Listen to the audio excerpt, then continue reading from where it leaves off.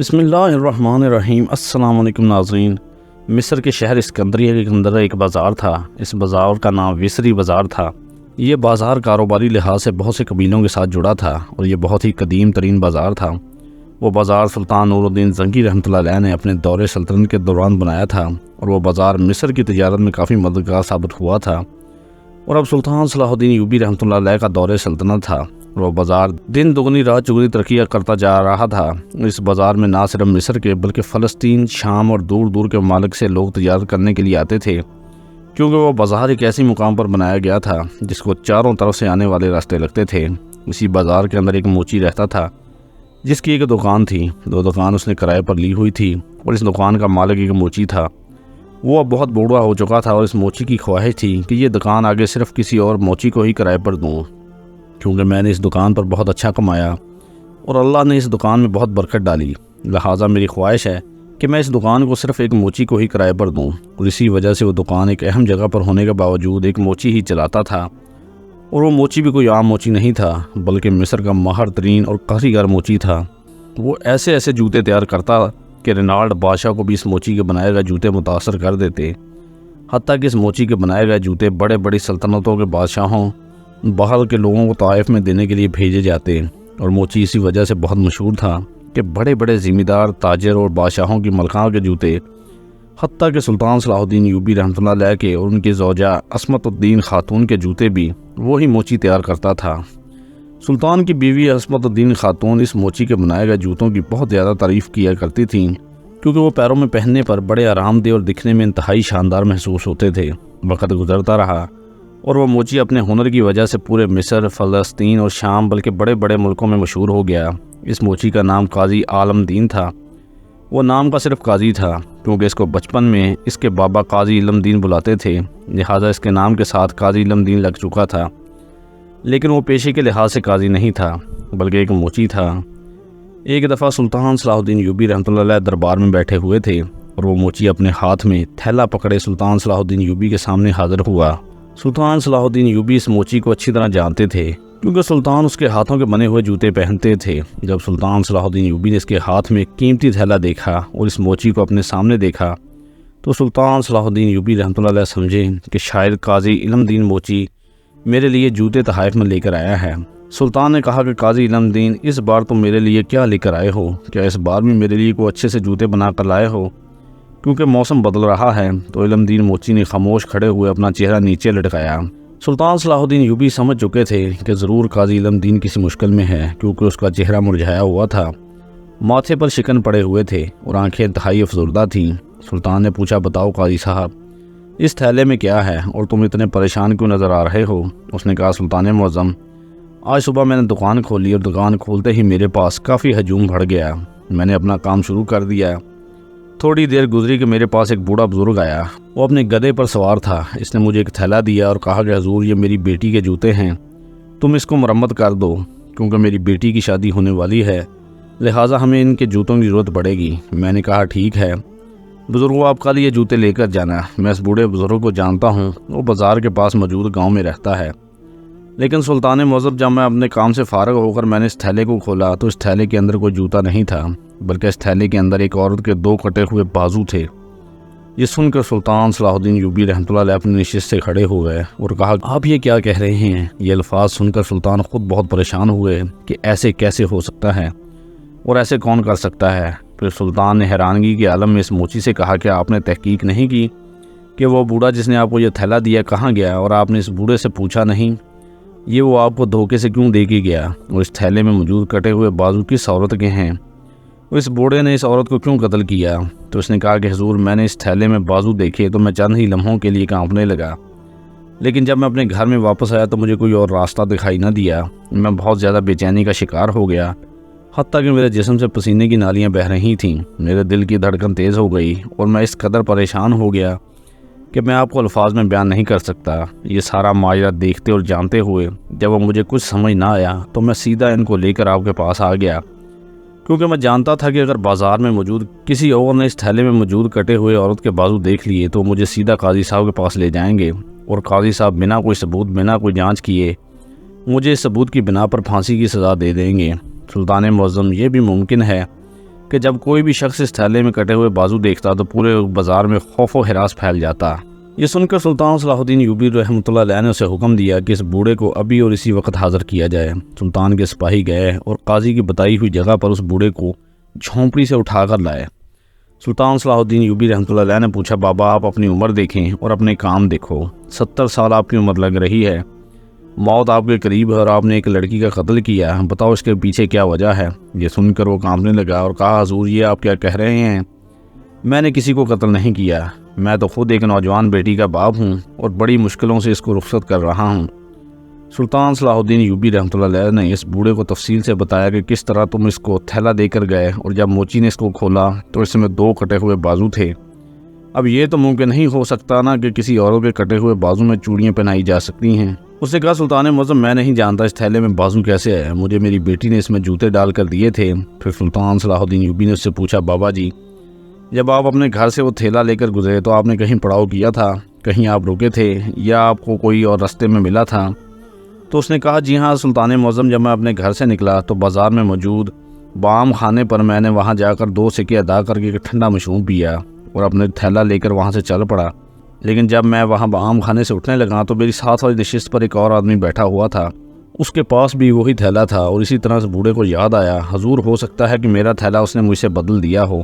سلطان صلاح الدین ایوبی رحمۃ اللہ علیہ نے کہا، بابا جی کیا تم اس نوجوان کو جانتے ہو؟ اس نے کہا، نہیں سلطان معظم، میری آنکھیں بہت کمزور ہے، میں اتنا واضح نہیں دیکھ سکتا، بس نظر اتنا آتا ہے کہ کسی بھی محتاجی کے بغیر چل سکتا ہوں۔ یہ سن کر سلطان صلاح الدین ایوبی نے قاضی صاحب کو حکم دیا کہ یہ تھیلا میرے سامنے حاضر کیا جائے۔ قاضی صاحب نے سلطان صلاح الدین ایوبی رحمۃ اللہ علیہ کے سامنے تھیلا رکھا اور کہا، حضور یہ میرا تھیلا نہیں، اس تھیلے پر استعمال ہونے والا چمڑا بہت مہنگا لگتا ہے اور جو قاتل ہے وہ کوئی عام انسان نہیں بلکہ بہت بڑا تاجر یا کوئی ذمہ دار لگتا ہے۔ یہ سن کر سلطان نے کہا کہ سمجھ اس بات کی نہیں آ رہی کہ اگر وہ کسی لڑکی کو قتل کرتا تو اس کے بازو کاٹ کر اور تھیلے میں ڈال کر کہاں لے کر جا رہا تھا، آخر اس کے پیچھے کیا راز ہے؟ سلطان صلاح الدین ایوبی رحمۃ اللہ علیہ نے اس وقت اپنے قریبی ساتھی علی بن سفیان کو اپنے پاس بلایا اور کہا، علی آج جو تم پر میں فرض سونپنے والا ہوں وہ بہت بڑا فرض ہے، اس کے پیچھے 2 آدمیوں کی زندگی داؤ پر لگی ہوئی ہے، اگر اس تھیلے کے تم مالک کو نہ پکڑ پائے تو تم مجھے مجبوراً اس بوڑھے بزرگ یا پھر قاضی عالم دین کو سزا دینی ہوگی، لہٰذا ان دونوں آدمیوں کی زندگی تمہارے ہاتھ میں ہے اور جاؤ اس تھیلے کے مالک کا پتہ کرو کہ آخر اس قاتل نے یہ تھیلا کہاں سے لیا یا پھر کس سے بنوایا۔ علی بن سفیان اپنے گھوڑے پر سوار ہوا اور پورے مصر کے بازاروں میں پھرنے لگا، ہر تاجر کے پاس گیا، اس بازار میں بھی گیا لیکن اس تھیلے کے بارے میں کہیں پتہ نہ چلا، کسی تاجر نے نہ بتایا کہ یہ تھیلا کہاں بنتا ہے۔ ایک بازار سے جب علی بن سفیان تھک ہار کر نکلا، اتنے میں ایک تاجر نے کہا کہ حضور یہ تو میں نہیں جانتا کہ یہ تھیلا کہاں ملتا ہے، لیکن میں یہ ضرور جانتا ہوں کہ اس تھیلے میں استعمال ہونے والا چمڑا فلسطین کا ایک چھوٹا سا بازار ہے، وہاں ایک موچی ہے جو اس قسم کا چمڑا بیچتا ہے، کیونکہ ایک دفعہ تجارت کے سلسلے میں وہاں گیا تھا اور اسی طرح کا تھیلا میں نے وہاں دیکھا تھا اور یہ باقی چمڑوں کی نسبت 5 گنا مہنگا ہے۔ یہ سن کر سلطان صلاح الدین ایوبی رحمۃ اللہ علیہ نے اسی وقت علی بن سفیان کو فلسطین کی طرف روانہ کر دیا۔ وقت گزرتا رہا اور 15 دنوں کے بعد علی بن سفیان وہاں پہنچ گیا اور جا کر معلوم کیا تو ایک چھوٹے سے بازار میں وہی تاجر موجود تھا اور اسی قسم کا چمڑا اسی کے پاس پڑا تھا۔ علی بن سفیان چمڑے کو دیکھا اور پھر تھیلے والے چمڑے کو دیکھا تو اس میں کافی مشابہت تھی، تو علی بن سفیان نے پوچھا، تاجر بتاؤ یہ چمڑا تم نے کس کو بیچا تھا؟ اس نے کہا، حضور دن میں سینکڑوں کی تعداد میں گاہک آتے ہیں لیکن میں آپ کو کیسے بتا سکتا ہوں کہ میں نے کس کو بیچا تھا؟ تو اتنے میں علی بن سفیان نے کہا کہ حضور آپ یاد کریں آپ سے کوئی ایسا تاجر خرید کر گیا ہو جو فلسطین کا نہ ہو بلکہ مصر کا ہو، یاد کریں کہ آپ کے پاس کوئی ایسا گاہک آیا جو مصر کا ہو۔ یہ سن کر اس نے کہا کہ جی ہاں حضور مجھے یاد آ گیا، چند ماہ پہلے میرے پاس ایک زرگر نامی تاجر آیا تھا، اس نے کہا کہ مجھے ایسا چمڑا دو جس سے میں ایک تھیلا بنوانا چاہتا ہوں، اور اس چمڑے کو کوئی عام خنجر بھی آسانی سے نہ کاٹ سکے۔ پھر اس نے مجھ سے کہا کہ یہاں کوئی ایسا موچی ہوگا جو اس چمڑے کا تھیلا بنا سکتا ہے۔ میں نے اسے وہی جگہ بتائی اور وہ اسی کے پاس چلا گیا اور وہاں سے تھیلا بنوایا۔ علی بن سفیان اسی وقت اس موچی کے پاس پہنچا اور جا کر اسے تھیلا دکھایا تو اس نے بھی اس کی بات کی گواہی دے دی کہ یہ تھیلا وہی آدمی سے بنوا کر گیا ہے۔ علی بن سفیان 15 دنوں کے سفر کے بعد جب مصر کے شہر اسکندریہ میں پہنچا تو علی بن سفیان نے اس زرگر نامی تاجر کے بارے میں معلومات لینا شروع کر دی۔ چند دنوں میں زرگر تاجر کی مکمل معلومات لے کر علی بن سفیان اس کے گھر پہنچا اور سپاہیوں کے ساتھ اس کو گھسیٹتا ہوا سلطان صلاح الدین ایوبی رحمۃ اللہ علیہ کی عدالت میں لے آیا۔ سلطان صلاح الدین ایوبی نے کہا کہ تمہیں پکڑنے کے لیے علی بن سفیان نے فلسطین کا سفر کیا، لیکن تم نے ایک عورت کے ہاتھ کاٹتے ہوئے ذرا بھی نہیں سوچا۔ بتاؤ اس کے پیچھے ماجرا کیا ہے؟ تم نے ایک عورت کو کیوں قتل کیا اور اس کے بازو کاٹنے کے پیچھے کیا مقصد تھا؟ اس نے کہا، سلطان معظم، میں بھی ایک موچی تھا اور مصر کے شہر کے منصورہ کے اندر اپنے ہنر کو آزماتا تھا۔ جس بازار میں میں کام کرتا تھا اس کے ساتھ ایک ذمہ دار کی حویلی تھی، اور اس حویلی میں ایک لڑکی رہتی تھی جو وہ ذمہ دار اس لڑکی کو شاید فلسطین سے خرید کر لایا تھا، اور ہر آئے دن وہ ذمہ دار اس لڑکی کو حویلی میں رقص کروا کے لوگوں سے قیمت وصول کرتا۔ میں نے بہت سنا کہ وہ ذمہ دار نہ صرف اس لڑکی کو اپنی ہوس کا نشانہ بناتا بلکہ بڑے بڑے تاجروں کے سکوں کی خاطر اس کو ہوس کا نشانہ بنواتا۔ جب میں نے اس لڑکی کے بارے میں سنا تو ایک دن میں نے ذمہ دار صاحب کو کہا کہ آپ ہر روز میرے پاس جوتا لے کر آنے کی زحمت نہ کریں، آج میں خود جوتے بنا کر آپ کے پاس آپ کی حویلی میں پہنچا دوں گا۔ میں نے جو جوتا تیار کیا اور تیار کرنے کے بعد حویلی میں پہنچا، اور داخل ہوتے ہی میں اس لڑکی کے کمرے میں جا پہنچا۔ سلطان معظم وہ کوئی لڑکی نہیں تھی بلکہ بلاغ کی ایک خوبصورت حسینہ تھی۔ میں نے اسی وقت اس لڑکی کو پسند کر لیا اور میں سیدھا اس ذمہ دار کے پاس گیا۔ اس سے کہا کہ ذمہ دار صاحب، کیا آپ مجھے یہ لڑکی فروخت کرنا چاہیں گے؟ اس نے طنزیہ مسکراہٹ کے ساتھ کہا، تم موچی ہو، یہ کوئی چمڑا نہیں کہ اس کی خرید لو گے، یہ ایک حسینہ ہے۔ میں نے اسے کہا کہ حضور اس کی قیمت بتائیں۔ جب اس نے قیمت بتائی تو وہ میری سوچ سے بھی زیادہ تھی، لیکن میں نے بھی سوچ لیا تھا کہ اب اس لڑکی کو مزید ہوس کا نشانہ نہیں بننے دوں گا۔ میں نے اپنی ساری زندگی کی جمع پونجی اکٹھی کی، حتیٰ کہ میں نے اپنی دکان بیچ ڈالی، سارے سونے کے سکے اکٹھے کیے اور اس لڑکی کو اس سے خرید لیا، اس کو اپنے گھر لے آیا۔ میں نے اسی رات ہی بتا دیا کہ میں نے تمہیں اب آزاد کروا دیا ہے، اب تمہیں کوئی بھی بری نظر سے نہیں دیکھ سکے گا، لہٰذا اب تم اپنی خوشی خوشی زندگی گزار سکتی ہو۔ اس نے کہا کہ میں آپ کا کبھی زندگی میں ساتھ نہیں چھوڑوں گی۔ سلطان معظم، اب میرے پاس کچھ نہیں بچا تھا۔ میں ایک تاجر کے ساتھ چند دنوں کے لیے دوسرے علاقے میں تجارت کرنے کی غرض سے اس کے ساتھ چلا گیا تاکہ کچھ سکے اس تاجر سے مل سکیں، لیکن چند دنوں بعد جب میں مقررہ وقت سے پہلے گھر لوٹ آیا، جب میں گھر لوٹا تو مجھے پتہ چلا کہ میری بیوی تو اپنے گھر میں موجود ہی نہیں۔ معلوم کرتے کرتے میں اس حویلی میں جا پہنچا تو میری بیوی دوبارہ اسی حویلی میں رقص کر رہی تھی، اور تمام لوگ شراب کے نشے میں دھت میری بیوی کا رقص دیکھ رہے تھے، اور اس کے جسم پر کوئی ہاتھ لگاتا، کبھی کوئی شراب پھینکتا۔ یہ سب دیکھ کر میرا خون کھولنے لگا اور مجھے بہت غصہ آیا، لیکن میں اپنے غصے پر قابو کیا اور اپنی بیوی کو گھر لے آیا اور اس کو قتل کر کے اس کا باقی کا جسم جنگل میں دفنا دیا۔ لیکن میں نے اس کے بازو کاٹے، اس کو تھیلے میں ڈالا اور یہ سوچ کے میں لے کر آ رہا تھا کہ جا کر اس وحشی ذمہ دار کو دکھاؤں گا کہ جو چیز میری نہیں ہو سکی وہ تمہاری بھی نہیں ہونے دوں گا۔ میں نے اس لڑکی کی قیمت ادا کی، میں نے اپنی ساری زندگی جمع پونجی لگا دی تھی، لیکن اس نے پھر بھی مجھے دھوکہ دیا۔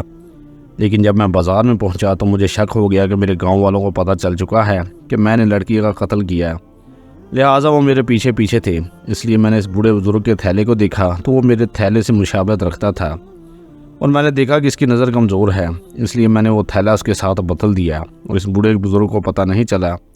سلطان معظم، میں یہ نہیں جانتا تھا کہ ایک تھیلے کی وجہ سے میں پکڑا جاؤں گا۔ سلطان صلاح الدین ایوبی رحمۃ اللہ علیہ نے کہا، بے شک وہ ذمہ دار بھی سزا کا مستحق تھا، اور تیری بیوی نے تیرے ساتھ غداری کی، لہٰذا وہ بھی سزا کی مستحق تھی، لیکن سزا یا تو قاضی صاحب دے سکتا ہے یا پھر ریاست، تم کو سزا دینے کی ضرورت نہ تھی۔ کیا تم نہیں جانتے کہ آج تک سلطان صلاح الدین ایوبی رحمۃ اللہ علیہ کی عدالت اور دربار میں سے کبھی کوئی خالی ہاتھ نہیں لوٹا؟ جس کی جو پریشانی ہے، اس کا جو ہاتھ جائز حل بنتا ہے، ہم نے ہمیشہ نکالا۔ ہم نے کبھی انصاف میں ڈنڈی نہیں ماری، ہمیشہ اللہ تعالیٰ کے حکم کے مطابق، اسلام کے بتائے گئے احکام کے مطابق ہم نے ہر قاتل، مجرم، شرابی، زانی کو اس کے کیے کی اسی طرح سزا دی جس طرح اسلام نے حکم دیا۔ لہٰذا تم کون ہو سزا دینے والے؟ تمہیں ایک عورت کے قتل میں پھانسی دی جاتی ہے۔ اس کے بعد سلطان صلاح الدین ایوبی رحمۃ اللہ علیہ نے اسی وقت اپنے سپاہیوں کو بھیج کر اس ذمہ دار کو اٹھوا لیا اور اس کو بھی نامحرم عورتوں کے ساتھ جسم کے ساتھ کھیلنے کی وجہ سے سنسار کرنے کا حکم دے دیا۔ اس طرح سلطان صلاح الدین ایوبی نے ایک تھیلے کی مدد سے قاتل کو پکڑ لیا۔ اس کے بعد سلطان صلاح الدین ایوبی نے اس بوڑھے بزرگ کی بیٹی کی رخصت کا سارا خرچہ خزانے کی طرف سے ادا کر لیا، اور قاتل کے دل میں منافقت کی وجہ سے، کیونکہ وہ اس بوڑھے بزرگ کو اپنا گناہ تھوپنا چاہتا تھا، اور اس قاتل کی وجہ سے سلطان صلاح الدین ایوبی نے اس بوڑھے کے اتنے بڑے بوجھ کو اپنے ذمہ لے لیا اور اس کی بیٹی کو رخصت کروا دیا، اور قاضی عالم دین کو اس کی عقل مندی کی وجہ سے انعام و کرام سے بھی نوازا، اپنے گھر کی طرف رخصت کر دیا۔ اس واقعے سے یہ ثابت ہوتا ہے کہ زندگی میں کبھی بھی آپ کے ساتھ کوئی زیادتی کرتا ہے، آپ کے جان مال کسی کو بھی طرح نقصان پہنچاتا ہے، تو کبھی بھی اپنی من مرضی نہیں کرنی چاہیے، بلکہ ریاست اور اداروں کو اپنی پریشانی اور اپنی مصیبت سے آگاہ کرنا چاہیے کہ میرے ساتھ فلاں زیادتی کی، اگر آپ خود اپنے ساتھ کیے ظلم کی زیادتی کا بدلہ لیں گے تو آپ بھی مجرم ٹھہریں گے۔